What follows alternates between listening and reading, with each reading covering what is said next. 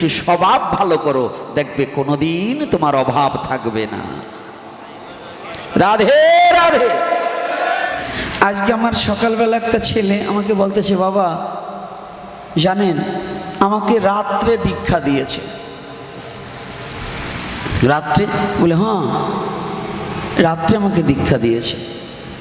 বলে কেমন? কয় গুরুদেব সে বলল যে কথাটা খেয়াল করবে। তো রাত্রে দীক্ষা দিল? বলে হ্যাঁ, আমাকে রাত্রেই তো দিল। ভালো, রাতও নেই দিনও নেই, দীক্ষা যখন তখন দেওয়া যায়, শাস্ত্রে উল্লেখিত আছে। তো গুরু তো বলছে আমার মুখ দেখে আমার অনেক কথা বলে দিয়েছে। তো কি বলে দিয়েছি? একটা কমন একটা ছেলে, একটা ইয়াং জেনারেশন ছেলেকে দেখলে এ যে কোনো লোককে খালি আমি একটু বলে দেবো যে তুই এই যে বলবি, সে বড় জ্যোতিষী হয়ে যাবে। একটা ছেলেকে যেমন আগে ওই ক্যান বাচ্চারা কিছু ছেলে পেলে নিয়ে মাঠে ওষুধ বিক্রি করতো না, তো বলতো এই তোর কি প্রস্রাবের পরে গা ঝাঁকি দেয়? বলছে হ্যাঁ। এই তো তোমার এই ঔষধ না খাইলে হবে না, এই তাবিজ নিলে সেরে যাবে। কারণ প্রস্রাব করার পরে গা ঝাঁকি দেওয়া এটা কমন। এ ছেলে পেলের অধিকাংশ, ছেলে না বুড়োদেরও হয়। কি হয় কি না? কথা বলে না। এখন এইটা বললেও যখন বলছে হ্যাঁ, আর আজকাল ছেলে পেলের এদের তার একটু অন্য কথা, তো দু সাইডটা যদি খালি বলা যায়, আমি যা যা বলবো চিরন্তন সত্য হইতে হবে। এখন এই বললেই যদি সে ভগবান প্রাপ্তি গুরু হয়ে যায় এবং সে যদি একেবারে খুব জানাশোনা গুরু হয়ে যায়, ওই গোপনে যে সরাত করে মুখে তুলে একটা থাবর মারতে হয়। তাই বলবে তুই তো থাবর মারলি কেন? তো বলতে হবে তাই যে আমি যেই 10 বছর আগে ওইটা করছি ওইটা তুমি বুঝতে পারলা, তাই তোমার থাবর মারবো এটা তুমি বোঝো নাই কি? এইটা বুঝবে না? 10 বছর আগে যা করছে এইটা যে জানতে পারে, তা ওরে যে আমি মারবো এটাও জানে না, এটা আগে জানবে না। তো এই যে ভণ্ডামি শুরু হয়েছে সনাতন ধর্মে, এই শয়তানগুলোর জ্বালায় সনাতন ধর্ম রসাতলে যাওয়ার কায়দা হচ্ছে। কারণ বাদ জোটে না, এখন কি করে খাবে? এখন এই গুরুগিরি ব্যবসা হচ্ছে সবচেয়ে সহজ ব্যবসা। কানে ফু দিলেই পয়সার অভাব নাই। কানে ফু দিলে পয়সার অভাব নেই। কানে দেবে ফিস ফিস, মাস গেলেই চান্দা দিস। তাই যুব সমাজ যারা এই শিষ্য 5 দৌড়নের পরেও গুরুদেব কয় বাবা এখন তোর সময় নাই, পরে দীক্ষা নে। আর যে ছাগলগুলো কয় আয় তুই তাড়াতাড়ি নাম নে, বোঝেন না এর বাপ কি? রাগ করছেন নাকি? আমি এমনি একটু গালাগালি করি তো, আবার কষ্ট পাইয়েন না। আমার প্রমোদ বলে বাবা আপনি একটা এপিসোডে বলছেন, লীলাটা একটু বলিনি, লীলার পরে বলি, আগে আমাকেও লীলা একটু বলিনি। বলছে আমারে ফোন করে বলছে কোথার দিয়ে, আমাকে রাজরের তো অনেক ভক্তরা বলছে আপনি পাটির মধ্যে বলছেন যে নিরামিষ তো গরু ছাগলেও খায়। তা আমি কি মিথ্যা বলছি নাকি? গরু ছাগলে খায়, মানুষে কি নিরামিষ খাবে নাকি? মানুষে খাবে প্রসাদ। তুমি বোঝো না, ব্রেনে কিছু ধরে না। যারা যে ফোন করে বলো গরু ছাগল, আর নিরামিষ তো গরু ছাগলেও খায়, কথাটা তো সত্য। তো তুমি যদি মানুষ হও তুমি তো খাবা প্রসাদ, তুমি তো গরু ছাগলের মতো খাবা না, ভগবানকে নিবেদন করে খাবা। তাই তোমার খাওয়ার গরু ছাগলের খাওয়া এক হয় নাকি? হ্যাঁ, তা আমি বলছি কেন, একটু বসতে হবে। নিরামিষ বুঝি হয়ে যদি তোমার অহংকার হয়, নিরামিষ বুঝি হয়ে যদি তুমি দোকানদার হইয়া লোকের মাপে কম দেওয়া ছাড়ো নাই, সুদ খাওয়া ছাড়ো নাই, সুদে টাকা লাগানো ছাড়ো নাই, তো তোমার ওই সাতার নিরামিষ বুঝি আবার বলছে খেয়েছো।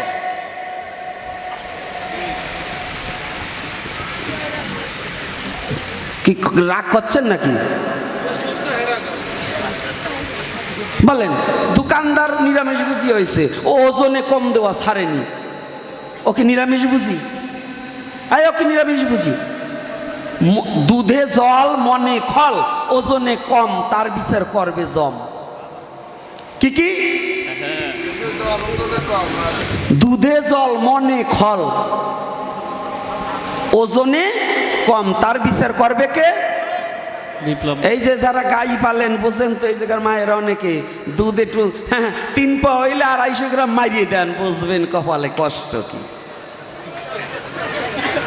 দুধ হচ্ছে পৃথিবীর শ্রেষ্ঠ পবিত্র খাদ্য বস্তুর মধ্যে একটা জিনিস, যেটাকে আমার গোবিন্দ পছন্দ করতো। আপনারা যারা দুধে জল দেওয়া লোক আছেন, এই কটার অভিশাপ লাগবে হারে হারে। এই জায়গা নাই, না আজ জাগাবো না, এই জায়গা নাই। আমার অনেক দিন আগের মনে আছে, আমি এক জায়গায় গেছিলাম, 2.5 কেজি দুধ জাল দিয়ে আধা কেজি বানাইছি, তবু সর পড়াবার বাড়ি নাই। তার সাক্ষী যে আমার বাবা পাশেরটা আছে। আইজও এই দেশে গেলে দুধ খাই না, সত্যি কথা বললে যাই। তা এইবার শুনবেন, এই যে যারা মনে করেন, আমি আজও বলছি, যারা নিরামিষভোজী হইয়া এই অনেক চর্যবৃত্ত স্বভাব যায় না, নিরামিষভোজী হয়েছে, রান্না করবার গেলে পরে ভোগের রান্না করবার গেলে গাইরেস্তর আড়ালে কয়টা জিরে পকেটে পরে, প্রসাদ নিজে ব্যাগে বইরে ভালো ভালোটা ব্যাগে পরে, আর এক কয়টা আরবিটার কি ডেউটির নাকি, এই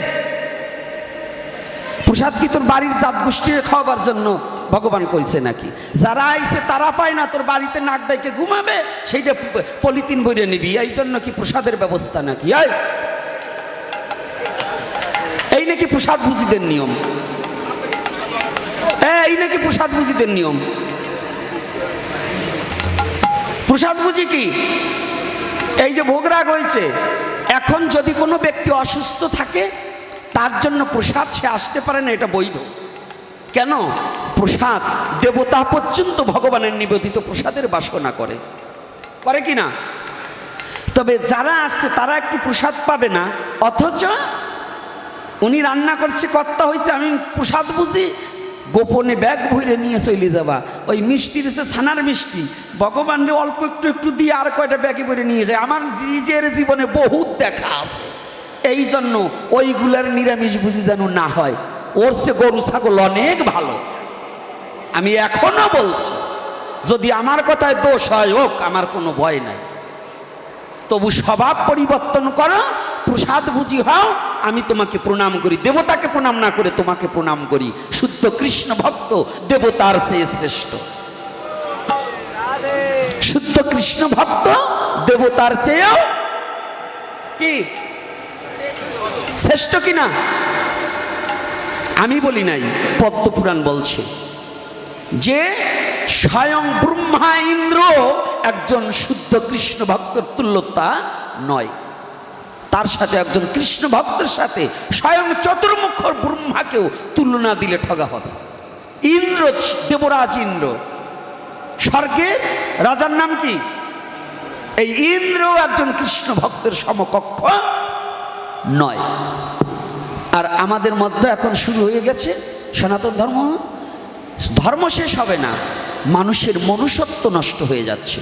ধর্ম, সনাতন ধর্ম শেষ করার মতো পৃথিবীতে এমন কোনো বাপের বেটা জন্ম হয়নি। ঠিক, সনাতন ধর্ম নষ্ট করার মতো যোগ্যতা কারো নেই। এটা হবে না, কোনোদিনও হবে না।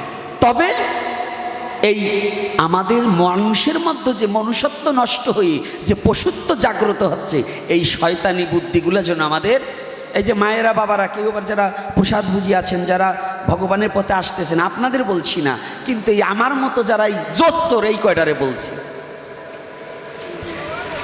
আবার কেউ কষ্ট পাবেন না। কারণ সাধু ভালো, কিন্তু সাধুর কুয়ারা ভালো না। এইগুলা মেনে নেওয়া যাবে না। কি মনে থাকবে তো? কি কষ্ট পাচ্ছেন আমার কথায়? এইবার যখন শ্রী বিষ্ণু রাধে রাধে রাধে